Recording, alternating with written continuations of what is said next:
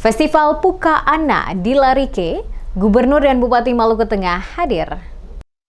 Festival Budaya Puka Ana atau Lebaran Kecil kembali digelar masyarakat negeri Larike, Kecamatan Lehitu Barat, Kabupaten Maluku Tengah pada Selasa 8 April 2025. Tradisi yang rutin diselenggarakan 7 hari setelah Idul Fitri itu dimeriahkan dengan berbagai atraksi budaya seperti silat, silat pedang, dan tarian tradisional. Festival tahun ini dihadiri Gubernur Maluku Hendrik Lewerisa, Wakil Gubernur Abdullah Fanat, serta Bupati Maluku Tengah Zulkarnain Awad Almir.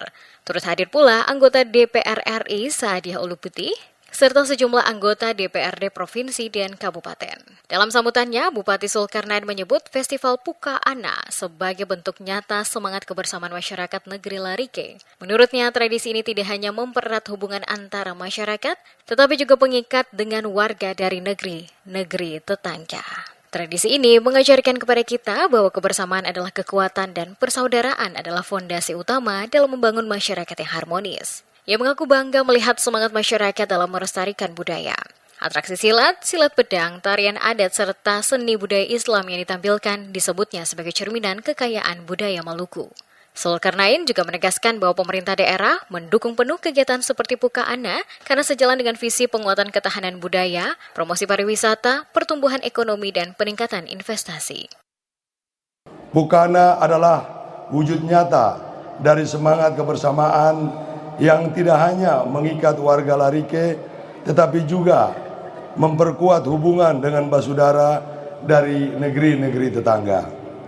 Tradisi ini mengajarkan kepada kita bahwa kebersamaan adalah kekuatan dan persaudaraan adalah fondasi utama dalam membangun masyarakat yang harmonis.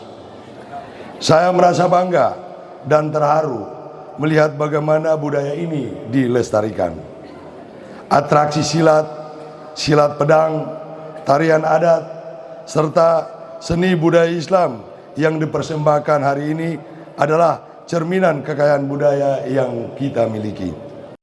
Bupati optimistis budaya yang kuat akan menciptakan identitas yang kokoh, menarik wisatawan, dan membuka peluang ekonomi bagi masyarakat. Bupati mengajak seluruh masyarakat untuk terus menjaga nilai-nilai kebersamaan yang telah diwariskan secara turun-temurun. Momentum ini harus dimanfaatkan untuk mempererat persaudaraan, meningkatkan toleransi, dan membangun negeri dengan kasih sayang serta kedamaian.